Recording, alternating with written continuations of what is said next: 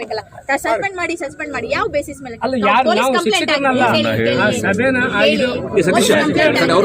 Police complaint ಆದಾಗ ನನಗೇನು legally ಏನ್ ಪ್ರೊವಿಷನ್ ಇದಾವೆ, BO ಏನಿದಾವೆ ನೋಡ್ಕೊಳಕಾದ್ರೂ ಅವಕಾಶ ಬೇಕಲ್ಲ, ಅದಕ್ಕಾದ್ರೂ ಸ್ವಲ್ಪ ಅವಕಾಶ ಕೊಡಿ ಅಂತ ಹೇಳ್ತಾ ಇದ್ದೀನಿ. ಬಿಡಪ್ಪ,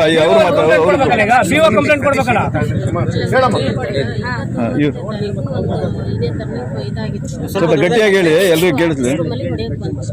ಅಂದ್ರೆ ಹೊಡೆಯಕ್ ಬಂದ್ರೆ ಹೊಡೆಯಕ್ಕೆ ಕೈ ಎತ್ಕೊಂಡು ಬಂದು ಆಮೇಲೆ ಅಲ್ಲೂ ಹೊಡೆಯೋಕ್ಕಾಗಿಲ್ಲ. ಮತ್ತು ಇಲ್ಲಿ ಹೊರಗಡೆಯಿಂದ ಬಂದು ಸೂಳೆ ಅಂತ ಪದ ಬಳಸಿ ಅಲ್ಲಿಂದ ಓಡ್ ಬಂದು ಹೊಡೆಯಕ್ಕೆ ಬಂದರು. ಆಮೇಲೆ ಹರೀಶ್ ಹೇಳಿದ್ರು, ತಗೊಳ್ಳಿ ಸರ್ ಅವಳದು ಹಿಂಗೆ ಅಂದಿದ್ದು, ಅವಳದೇ ಮಕ್ಕಳದ್ದು ಇಬ್ಬರದ್ದು TC ತೆಗೆದು ಹೆಸರಿ ಸರ್ ಅಂತ ಅಂದು. ಹಂಗೆ ನಾನು ಅದಕ್ಕೆ ಒಂದು ಮಾತು ಹೇಳಿದೆ, ನಿನ್ನ ಅಪ್ಪನ ಮನೆ ಶಾಲೆ ಅಲ್ಲ, ಇದು ಗೌರ್ಮೆಂಟ್ ಶಾಲೆ ಅಂತ ನಾನು ಡೈರೆಕ್ಟಾಗಿ ಮಾತಾಡಿದ್ದೀನಿ, ಸುಳ್ಳು ಏನು ಹೇಳೋದಿಲ್ಲ. ಹಂಗೆ ಮಾತಾಡಾದ್ಮೇಲೆ ನಮ್ಮ ಮನೆಯವರು ಬಂದಿದ್ರು. ನಮ್ಮ ಮನೆಯವ್ರು ಬಂದು, ಅವಳು ಗಂಡ ಇದ್ದಾನಲ್ಲ, ಅವಳು ಗಂಡಿಗೆ ವಿಡಿಯೋ ಮಾಡಿ ಕಳಿಸೋ ಅವೆಲ್ಲ ನಮ್ಮ ಗಂಡ್ರೆಲ್ಲ ಈ ಸಂಬಂಧನೇ ಇಲ್ಲ, ಅವ್ರ ಪಡಿ ಅವರು ಹೊರಗಡೆ ಇರ್ತಾರೆ. ನಾವು ಇಲ್ಲಿ STMC ಒಳಗಿರ್ಬೇಕಾರೆ ನಮಗೆ ಮಾತ್ರ ಹೇಳ್ಬೇಕು. ಅವ್ರು ನಮ್ಮ ಗಂಡ್ರಿಗೆ ನಮ್ಮ ಮಕ್ಕಳಿಗೆ ಕೆಟ್ಟ ಕೊಳಕ ಬೈಯೋದು.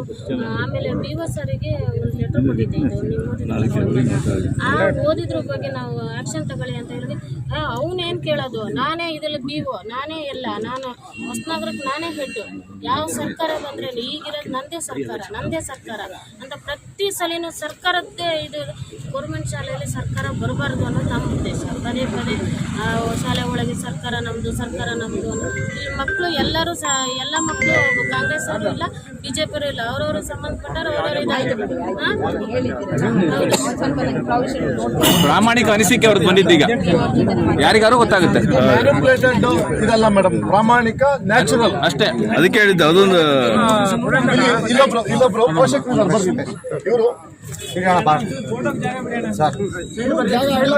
ಅಣ್ಣ ಬರ್ರಿ ಚೂರು ಹಿಂದೆ ಹೋಗೋಣ, ಸ್ವಲ್ಪ ಹಿಂದಕ್ಕೆ ಬರ್ರಿ,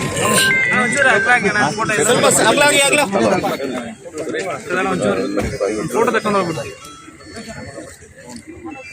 ಈ ಕಡೆ ಬರ್ರಿ.